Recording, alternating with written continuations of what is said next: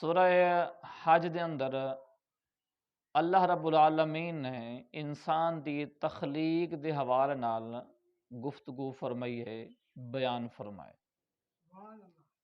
انسان دی تخلیق کس انداز نال تھئی ہے، کیویں تھئی ہے، مختلف جگہ دے اتے مختلف مقامات دے اتے اللہ رب العالمین نے ذکر فرمایا ہے۔ کچھ ذکر اس آیت کریمہ نے اندر بھی اللہ تعالیٰ نے ارشاد فرمایا کہ یا ایھا الناس ان کنتم فی شک من البعث، فرمایا کہ اے لوگو، اگر تمہیں شک ہو بعثت کے متعلق، مراد اہل مکہ ہے، لیکن کیونکہ قرآن پوری دنیا کے لیے ہے، اس ٹائم مخاطب اہل مکہ تھے، اب پوری دنیا مخاطب ہے، تمام کو یہ پیغام ہے، یہ قرآن کا حکم ہے۔ فرمایا کہ اگر تمہیں اللہ تعالیٰ کی بعثت کے حوالے سے، یعنی مرنے کے بعد زندہ کرنے کے حوالے سے تمہیں شک ہو، یہ ان لوگوں کے لیے ہے جو مرنے کے بعد زندہ ہونے کا یقین نہیں رکھتے، جو کہتے ہیں صرف دنیا ہی سب کچھ ہے، یہی دنیا ہے، کما لو، کھا لو، ہنڈا لو، پہن لو، جو کچھ کرنا ہے یہ دنیا ہے، مرنے کے بعد جب مٹی کے اندر مل جائیں گے آگے کچھ نہیں ہے۔ اللہ تعالیٰ ان کا رد فرما رہا ہے، فرما کہ اے لوگو، اگر تمہیں شک ہو، ان کنتم فی شک من البعث، بعثت کے حوالے سے اگر تمہیں شک ہو، فإنا خلقناکم من تراب، تو تمہیں خیال کرنا چاہیے، سمجھ لینا چاہیے کہ ہم نے تمہیں مٹی سے پیدا کیا ہے۔ مراد تمہارے آبا ہیں، تمہارے باپ حضرت آدم علیہ السلام ہیں، کہ تمہارے باپ آدم کو ہم نے مٹی سے پیدا کیا۔ مٹی تھی، مٹی کچھ نہیں تھا، جب کچھ نہیں تھا اللہ تعالیٰ نے اس مٹی سے تمہارے باپ آدم کی تخلیق فرمائی ہے، پیدا فرمایا۔ من تراب ثم من نطفہ، تخلیق آدم مٹی سے، اس کے بعد باقی ذریت اولاد کو نطفہ سے پیدا فرمایا۔ ایک نطفہ سے، ایک منی کے قطرے سے باقی ذریت کو، باقی اولاد آدم کو پیدا فرمایا۔ اس کے بعد فرمایا کہ ثم من علقہ ثم من مدغہ، نطفہ کے بعد اس کی جو کیفیت تھی وہ جمے ہوئے خون کی ہو گئی۔ جب یہ خود نطفہ شکم مدر کے اندر جاتا ہے، خاتون کے شکم میں، پیٹ میں جاتا ہے، تو وہاں پر ایک خون کا لوتھڑی کی کیفیت بن جاتی ہے، وہ نطفے کی جو حیت ہے وہ تبدیل ہو جاتی ہے۔ اب دیکھو کئی مراحل ہیں، ایک مرحلہ انسان کی تخلیق کا زمین ہے، مٹی ہے، مختلف مقامات ہیں، مختلف جگہ ہیں، ان مختلف مقامات سے مٹی کو لیا گیا، اس سے آدم پاک کی تخلیق فرمائی گئی۔ اب بعض مفسرین یہ انسان کی جو نسل ہے، انسان کی جو بقا ہے، انسان کے جو نقش و نگار ہیں، ان کی رنگت ہے، اس کے بارے میں مختلف مفسرین نے فرمایا کہ کیوں ایسا ہوتا ہے، جب آدم ایک ہے تو ایک جیسی شکل ہونی چاہیے، گورے ہیں تو گورے ہوں، کالے کیوں ہیں؟ جو کالے ہیں تو پھر وہ جو گندمی، ان کا رنگت کیوں ہے؟ ان کی رنگت چینج کیوں ہوتی ہے؟ دنیا کا پانی مختلف، ان کی رنگت مختلف، کوئی صرف سیاہ ہیں، سیاہ فام ہیں، کوئی سفید ہیں، کوئی جناب گندمی ہیں، کوئی جناب کسی کی شکل کیسی ہے، کسی کی شکل کیسی ہے، ایسا کیوں ہوتا ہے؟ فرمایا کہ اس کی مین وجہ کیا ہے؟ اس کی وجہ یہ ہے کہ اللہ تعالیٰ نے آدم پاک کی تخلیق فرمانے کے لیے مختلف زمین کے حصوں سے جو مٹی اٹھوائی ہے نا، یہ مٹی کا اثر ہے، یہ مٹی کا رنگ ہے۔ یہ اسی مٹی کے رنگ کی وجہ سے ان کی جو شکلیں ہیں یہ ایک جیسی نہیں ہیں، مختلف ہیں۔ اور ایک اور بات بھی قابل ذکر ہے، اگر کوئی ہوتا ہے نا کاریگر، وہ کسی چیز کو بناتا ہے نا، ایک چیز بنا لی، اب دوسری چیز سیم ٹو سیم ویسے بنائے گا۔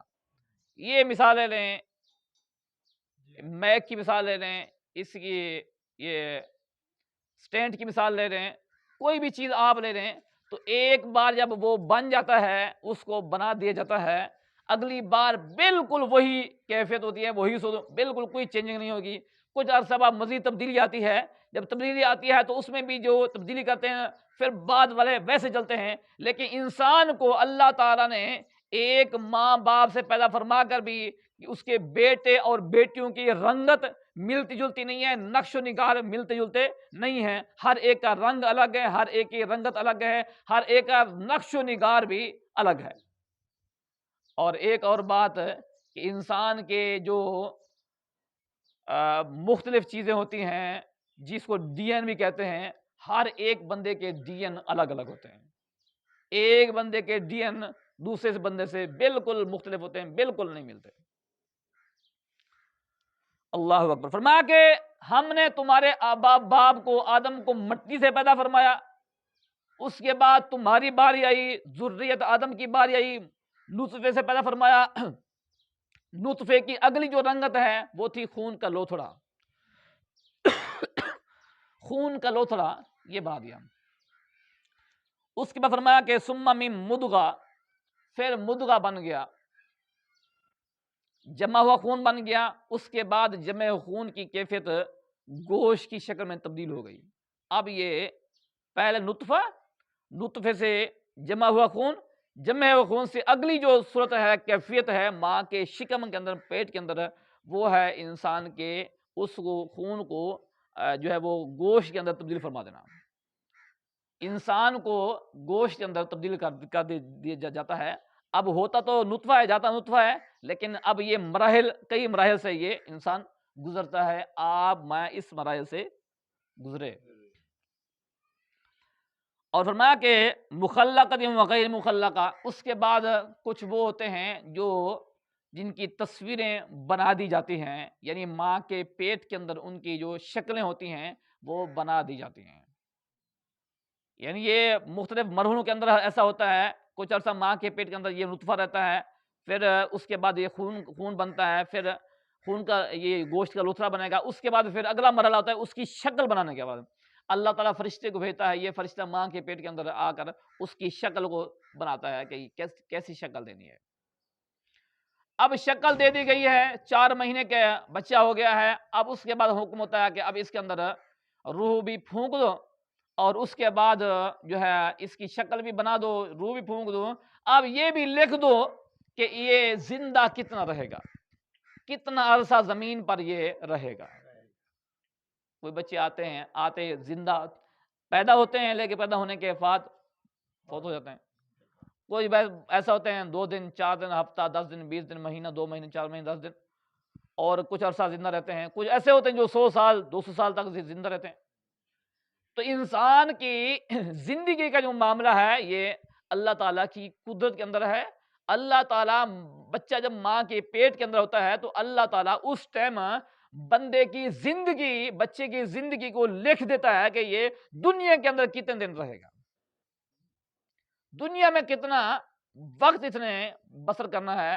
اچھا، بعد اب ایسا ہوتا ہے کہ آپ نے دیکھا ہوگا کہ کوئی لوگ ایکسیڈنٹ میں یا کوئی ایسی بیماری ہوتی ہے جس میں لوگ کوما میں چل جاتے ہیں۔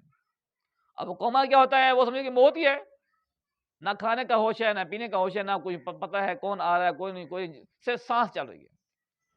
تو سانس جیسے پوری ہوتی ہے پھر اس کا انتقال ہو جاتا ہے۔ تو یہ ہوتا ہے کہ انسان نے جتنے دن، جتنے لمحات، جتنے سانس دنیا میں گزارنے ہیں وہ پورا کرے گا۔ اس کے پورا کرنے کے بعد پھر جائے گا۔ موت سے کوئی کسی دنیا دار کا کوئی تعلق نہیں ہے، کسی کا کوئی تعلق نہیں ہے۔ موت جب بھی آئے گی اللہ تعالیٰ کے حکم سے آئے گی، پورے وقت کے اوپر آئے گی۔ فرمایا کہ اس کے بعد کیا ہوتا ہے کہ انسان کی کوئی شکلیں، یعنی کوئی ایسا ہوتا ہے کہ جو بچہ گر جاتا ہے، اس کی شکل نہیں بنی ہوتی۔ بعض دفعہ ایسا ہوتا ہے بچے کو گرا دیا جاتا ہے، اس کی شکل نہیں ہوتی، شکل ہونے سے پہلے کوئی ایسا ہوتا ہے کہ جو شکل اس کی بن جاتی ہے، اس کی تصویر بن جاتی ہے، تو یہ ماں کے پیٹ کے اندر یہ سارے مراحل ہوتے ہیں شکلوں کے۔ فرمایا کہ ایسا کیوں ہوتا ہے؟ فرمایا کہ لِنُبَيِّنَ لَكُمْ، تاکہ ہم تمہیں بیان کر دیں، تمہارے سامنے بیان کر دیں، تمہیں بتا سکیں کہ تم استدلال اللہ تعالیٰ کی قدرت سے کس طرح کر سکتے ہو، کہ جو ذات عدم سے وجود میں لا سکتی ہے، جو نہ جب کوئی کچھ نہیں تھا اللہ تعالیٰ نے انسان کو پیدا فرمایا، جو ذات کچھ نہ ہو اس ٹائم وہ انسان کو پیدا کر سکتی ہے، جب انسان فنا ہو جائے گا، ختم ہو جائے گا، دوبارہ بھی اللہ تعالیٰ اس بندے کو، اس شخص کو دوبارہ پیدا کرنے پر، تخلیق کرنے پر، اٹھانے پر قادر ہے۔ تو لہذا یہ کبھی بندے کو شک نہیں ہونا چاہیے، نہ ہی یہ شک میں کسی کو رہنا چاہیے۔ تو اللہ تعالیٰ فرما رہا ہے کہ تمہیں شک اس بارے میں نہیں ہونا چاہیے۔ اللہ اکبر۔ فرمایا کہ لِنُبَيِّنَ لَكُمْ کمال قدرتنا، تاکہ ہم اپنی کمال قدرت، اپنی قدرت کے کمال کو تمہیں بیان کر دیں کہ ہم کتنا قادر ہیں، تاکہ تم ابتدائے خلق کو دیکھ کرنا، دوبارہ اٹھائے جانے کے بعد تم استدلال کر سکو، جان سکو کہ جو ذات پہلے پیدا کر سکتی ہے تو دوبارہ بھی اٹھانا اس کے لیے مشکل نہیں ہے۔ فرمایا کہ وَنُقِرُّ فِي الْأَرْحَامِ مَا نَشَاءُ، اس کے بعد کیا ہوتا ہے کہ جب بچے کی شکل بن جاتی ہے، فرماتا ہے کہ ہم پھر جتنا عرصہ چاہتے ہیں بچہ اپنی ماں کے پیٹ کے اندر رہتا ہے۔ رحم، ارحام ماں کے پیٹ کو کہتے ہیں۔ وَنُقِرُّ فِي الْأَرْحَامِ مَا نَشَاءُ، جتنا ہم چاہتے ہیں۔ ایسا ہوتا ہے نا، کوئی بچہ 8 مہینے بعد آتا ہے، کوئی 7 مہینے بعد آتا ہے، کوئی جناب 10 مہینے بعد آتا ہے، تو یہ اللہ تعالیٰ کی مشیت کے اوپر ہے، اس کی چاہت کے اوپر، جب اللہ تعالیٰ کا حکم ہوگا اب آئے گا۔ فرمایا کہ وَنُقِرُّ فِي الْأَرْحَامِ، جمع متکلم کا صیغہ ہے، فرمایا کہ ہم جتنا عرصہ، جتنا وقت چاہتے ہیں بچہ اپنے ماں کے پیٹ کے اندر رہتا ہے۔ اِلَىٰ أَجَلٍ مُّسَمًّى، یہ بھی ایک مقرر مدت ہوتی ہے، اس مقرر مدت تک، جتنا مدت ہم چاہتے ہیں اس مدت تک بچہ اپنی ماں کے پیٹ کے اندر رہتا ہے، وقت خروج ہی، نکلنے کے وقت تک۔ ثُمَّ نُخْرِجُكُمْ، پھر ہم تمہاری ماؤں کے پیٹوں سے تمہیں باہر نکالتے ہیں۔ اللہ تعالیٰ کی قدرت ہے، آج کل تو ڈاکٹر نکال لیتے ہیں آپریشن کر کے، چیپا کر کے، لیکن اصل جو تخلیق ہے، اصل جو طریقہ کار ہے وہ یہی ہے کہ اللہ تعالیٰ کے حکم سے ہی سب کچھ ہوتا ہے۔ بچے کی تخلیق، باہر آنا، اس کا بھی بعض اب ایسا ہوتا ہے درد ذیل کے اندر بچہ بھی مر جاتا ہے، ماں بھی جا رہی ہے، بچہ بھی جا رہا ہے، دنیا کے اندر آ نہیں سکا۔ ایسے کئی واقعات آپ کے سامنے ہوں گے۔ تو لہذا یہ رب کی قدرت کے اوپر ہوتا ہے، یہ رب کی چاہت کے اوپر ہوتا ہے۔ اللہ اکبر۔ فرمایا کہ ثم لتبلغوا اشدکم، جب دنیا کے اندر بچہ آ گیا پھر ہم تمہیں ایک سمجھداری کی مدت تک پہنچا دیتے ہیں۔ وہ کیا ہے؟ وہ بلوغت کی عمر ہے، وہ سمجھداری کی عمر، کیونکہ ایک وقت بندے کے اوپر آتا ہے کہ بندہ بالغ تو ہوتا ہے لیکن اتنی سمجھ بوجھ نہیں ہوتی، لیکن ایک وقت آتا ہے کہ جب انسان کو کہتے ہیں کہ اب ہوش اس کے ٹھکانے لگ گئے۔ ہوش ٹھکانے لگنے کی ایک مدت ہوتی ہے، وہ کتنا؟ فرما کہ بین ثلاثین الی 40 سنہ، 30 سے لے کر 40 سال کی عمر جو ہوتی ہے نا، یہ رشد کی عمر ہوتی ہے۔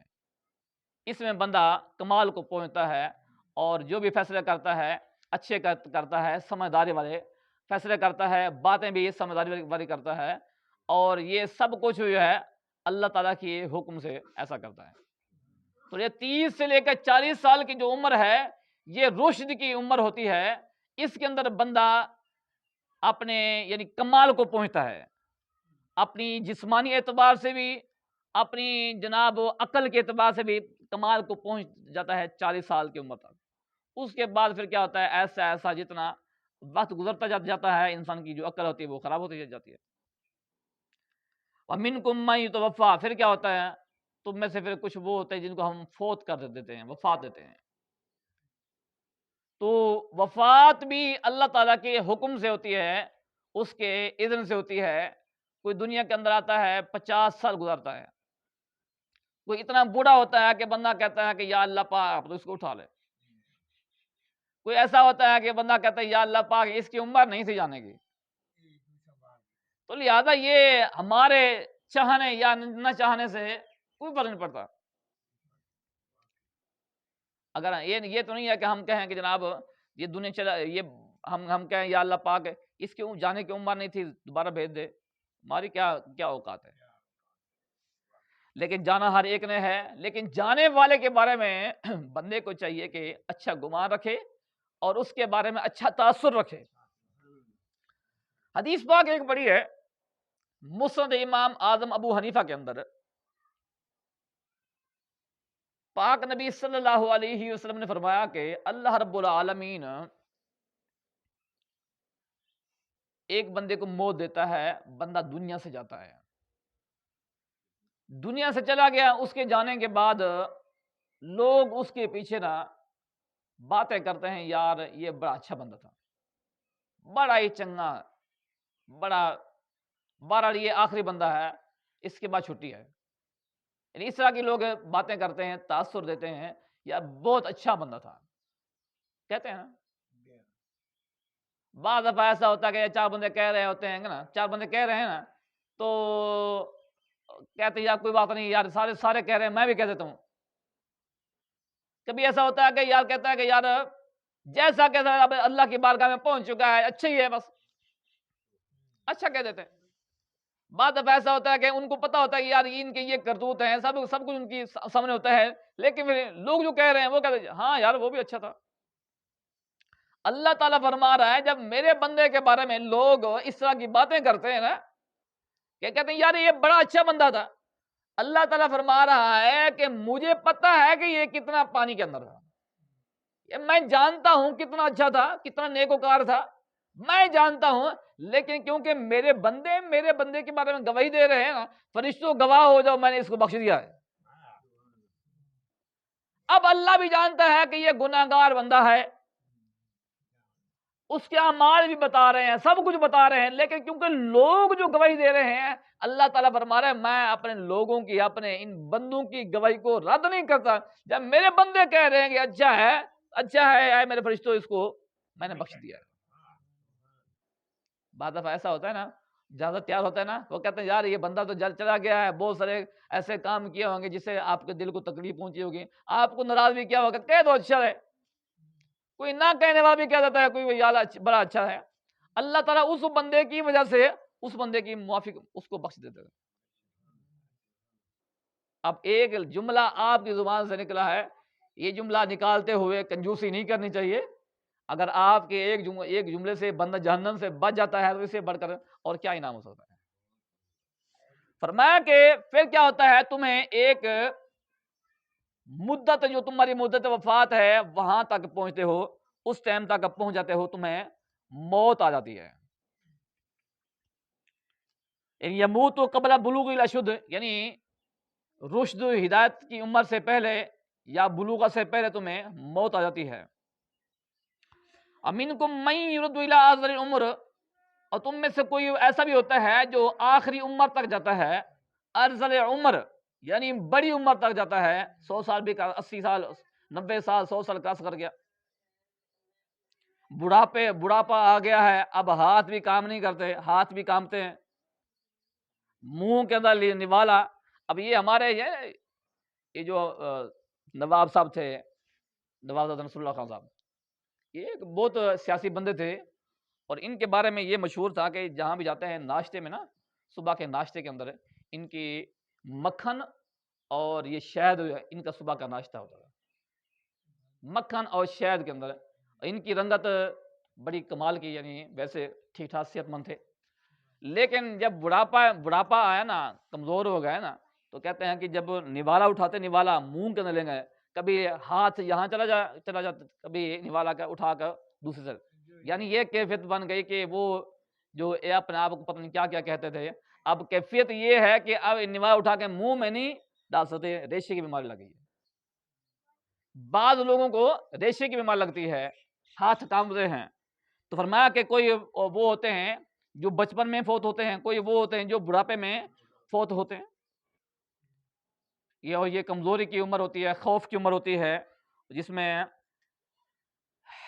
ان کے عقل کے اندر بھی فتور آ جاتا ہے۔ لِكَيْ لَا يَعْلَمَ مِن بَعْدِ عِلْمٍ شَيْئًا، تاکہ اللہ تعالیٰ فرما رہا ہے تاکہ ہم ظاہر کر دیں کہ وہ کیا عمل کرتا ہے، اس کے بعد کیا عمل کرتا ہے۔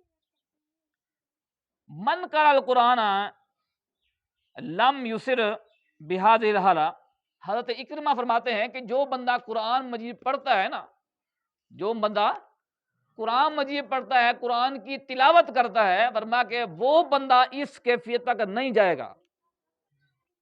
کس کیفیت؟ ہاں، ریشے کی، دوسرا عقل کی فتور کی۔ عقل کی فتور والی جو کیفیت ہے کہ جناب زبان سے الفاظ صحیح نہیں نکلتے، بندے کو پتہ نہیں ہے میرے سامنے کون کھڑا ہے کون نہیں کھڑا ہوا، بہت ساری چیزیں ایسی باتیں کرتا ہے جو بچوں والی باتیں ہوتی ہیں بندہ کرتا ہے، اور کرنی کوئی بات ہی کہنا کچھ کہہ دیتا ہے۔ تو یہ کیفیت جو ہے فرمایا کہ جو قرآن مجید پڑھتا ہے، یہ کیفیت اس کے ساتھ خاص نہیں، وہ اس ساتھ میں 100 سال سے بھی ٹپ جائے گا نا، اس کو یہ بیماری نہیں لگے گی۔ بلکہ ہم دیکھتے ہیں اپنے بزرگوں کو، جو ہمارے بزرگ 100 سال سے اوپر ہوتے ہیں، اللہ کے ولی ہوتے ہیں، نیک ہوتے ہیں، ان کی اس عمر کے اندر ان کے اوپر مزید اللہ تعالیٰ کی انوار و تجلیت کی بارشیں ہوتی ہیں۔ تو یہ جو کیفیت ہوتی ہے نا، صرف ان لوگوں کے لیے ہوتی ہے جو قرآن سے دور، نماز سے دور، دین سے دور ہوتے ہیں، جو قرآن کے نزدیک ہوتے ہیں، قرآن کا دوست سمجھتے ہیں، قرآن کی تلاوت کرتے ہیں، اس پر عمل کرتے ہیں، فرمایا کہ یہ کیفیت وہ نہیں دیکھیں گے۔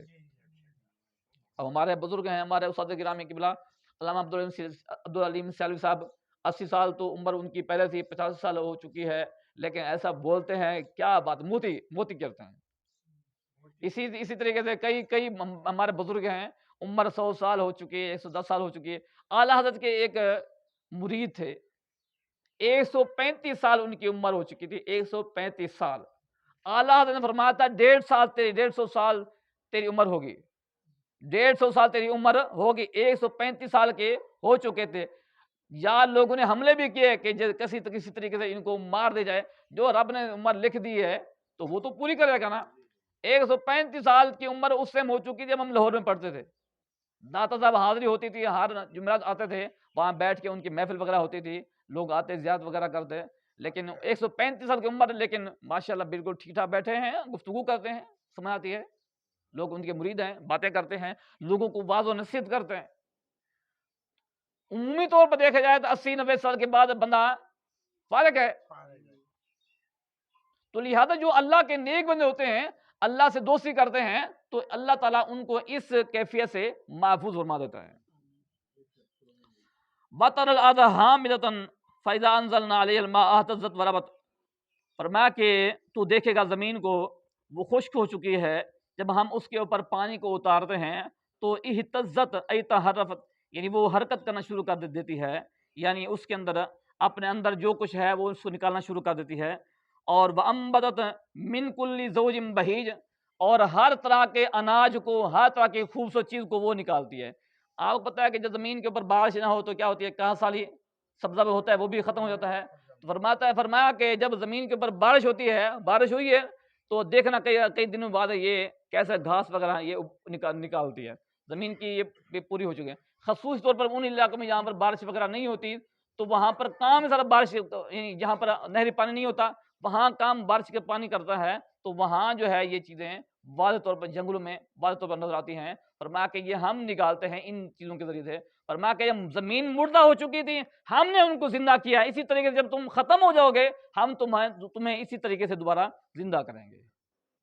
تو فرمایا کہ ہماری قدرت کے اوپر تمہیں یقین ہونا چاہیے کہ مرنے کے بعد تم نے ہمارے پاس آنا ہے اور تم نے اپنے کیے کرتے کا ہمیں حساب دینا ہے۔ اللہ تعالیٰ کی بارگاہ میں دعا ہے اللہ تعالیٰ ہمیں عمل کرنے کے توفیق عطا فرمائے۔ وآخر دعوانا الحمدللہ رب العالمین۔ سنتا